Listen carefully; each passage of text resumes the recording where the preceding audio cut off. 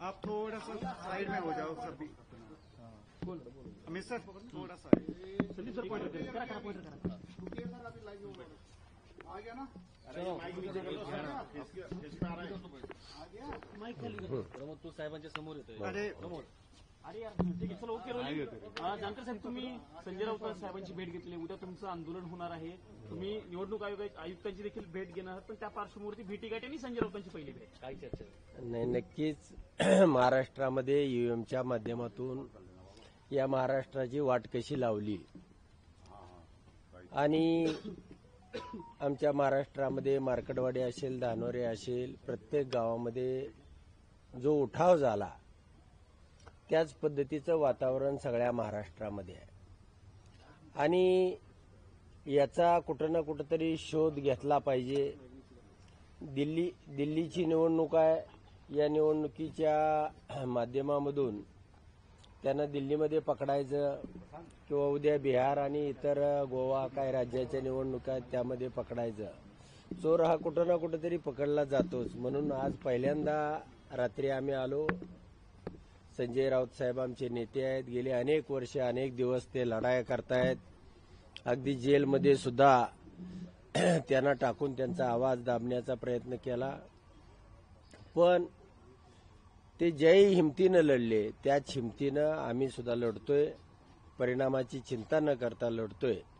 आज केजरीवाल साहेब, अजूनही बरेच बिहारचे मनोज कुमार झा, बऱ्याच लोकांना भेटणार आहोत, चर्चा करणार आहोत आणि पुढचं जे मोठं सेशन आहे त्यावेळेला जंतर मंतरवरती एक मोठं आंदोलन घेता येतंय का? 25 तारखेला निवडणूक आयोगाचा स्थापना दिवस आहे 25 जानेवारीला आणि त्या दिवशी मी जंतर मंतरवरती बसणार आहे। एक निवडणूक आयोग सशक्त असला पाहिजे, त्याच्या अंगामध्ये निवडणुका घेण्याचं बळ असलं पाहिजे आणि तो पारदर्शी असला पाहिजे।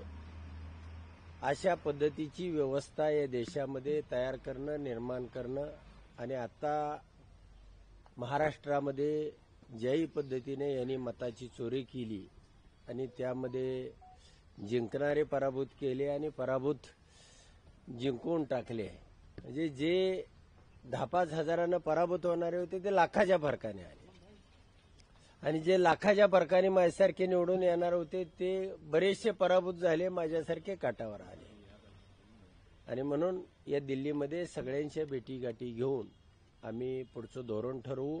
उद्या निवडणूक आयुक्त राजीव कुमार यांना आम्ही भेटणार आहे आणि 25 तारखेला जंतर मंतरवरती त्या ठिकाणी एक दिवस आम्ही सत्याग्रह करू।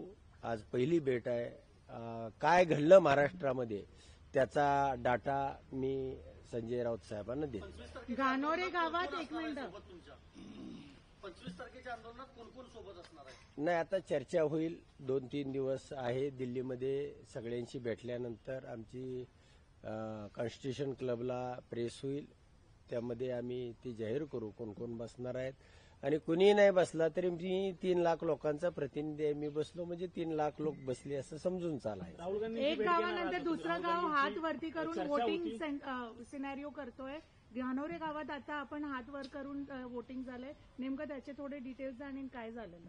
नाही, धानोरे गावामध्ये त्या लोकांचा असा असंतोष होता की आमच्या गावामधून 50 मतं सुद्धा जायला नाही पाहिजे होती आणि जाणारी नाही। सगळ्या गावानं ग्रामसभा बोलवली आणि त्या ग्रामसभेमध्ये सगळ्या 600 महिला, 600 पुरुष असे 1206 लोकांनी हात वर करून मतदान घेतलं। मला त्या ठिकाणी 900 मतदान दाखवण्यात आलं होतं, मग आमची 300 मतं या गावामधून गेली कशी हा प्रश्न त्या गावकऱ्यांना होता, म्हणून त्यांनी ग्रामसभा घेऊन त्या ठिकाणी वोटिंग केलं आणि असं सगळ्या गावामध्ये, महाराष्ट्रातल्या सगळ्या गावामध्ये, माझ्या तालुक्यामध्ये तर लोकांना हे असं झालं कसं, म्हणजे ते बॉम्ब फटल्यासारखा अवस्था आहे। म्हणूनच मी याचा शोध घेणं, त्याच्या मुळाशी म्हणजे मुळ्याच्याही खाली जाणं आणि या पुढच्या काळामध्ये कधी ईव्हीएमच्या माध्यमातून भारतीय जनता पार्टीला मताची चोरी करू द्यायची नाही हा वेढा उचललेला आहे आणि त्या पद्धतीचं काम चालू आहे। राऊत